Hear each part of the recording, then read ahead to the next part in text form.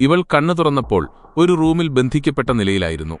അടുത്തിരുന്ന ബക്കറ്റിന്റെ കൈപ്പിടി ഒടിച്ച് അവൾ ഒരു ചെറിയ ആയുധമാക്കി. അപ്പോഴാണ് ഒരു പുരുഷൻ മുറിയിലേക്ക് പ്രവേശിച്ചത്. ബോധം പോയതുപോലെ അവൾ നടിച്ചു.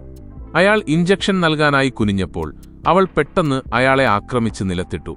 ഉടൻ തന്നെ അയാളുടെ കൈവശമുണ്ടായിരുന്ന താക്കോലെടുത്ത് അവൾ കൈവിലങ്ങഴിച്ചു.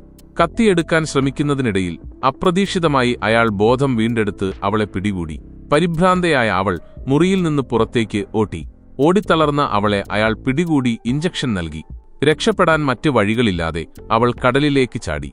ഇഞ്ചക്ഷന്റെ ഫലമായി നീന്താൻ കഴിയാതെ അവൾ മുങ്ങിത്താഴാൻ തുടങ്ങി. അപ്പോഴാണൊരു ചൂണ്ടക്കൊളുത്ത് അവളെ കോരിയെടുത്തത്. കണ്ണു തുറന്നപ്പോൾ അവളുടെ അടുത്ത് മറ്റൊരു പുരുഷൻ ഇരിക്കുന്നുണ്ടായിരുന്നു. അയാൾ അന്നയോട് തങ്ങളെ മൈക്ക് എന്ന ഒരാൾ പിടികൂടിയതാണെന്നും തന്നെ സ്രാവിന് ഭക്ഷണമാക്കാൻ മൈക്ക് പദ്ധതിയിടുന്നതായും പറഞ്ഞു.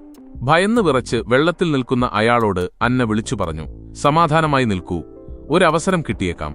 ഭയമുണ്ടായിട്ടും അയാൾ അനങ്ങാതെ നിന്നു. കുറച്ചു കഴിഞ്ഞപ്പോൾ സ്രാവ് പോയി.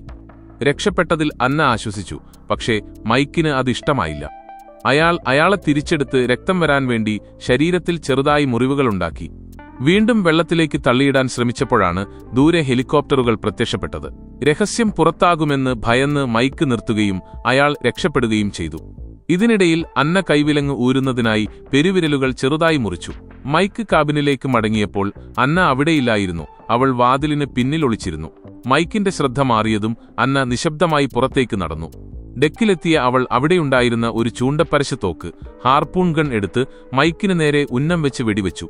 ഹാർപൂൺ ഏറ്റയുടൻ മൈക്ക് കടലിലേക്ക് വീണു. രക്തം വെള്ളത്തിൽ പടർന്നതോടെ നിമിഷങ്ങൾക്കകം സ്രാവുകൾ അവിടെയെത്തി.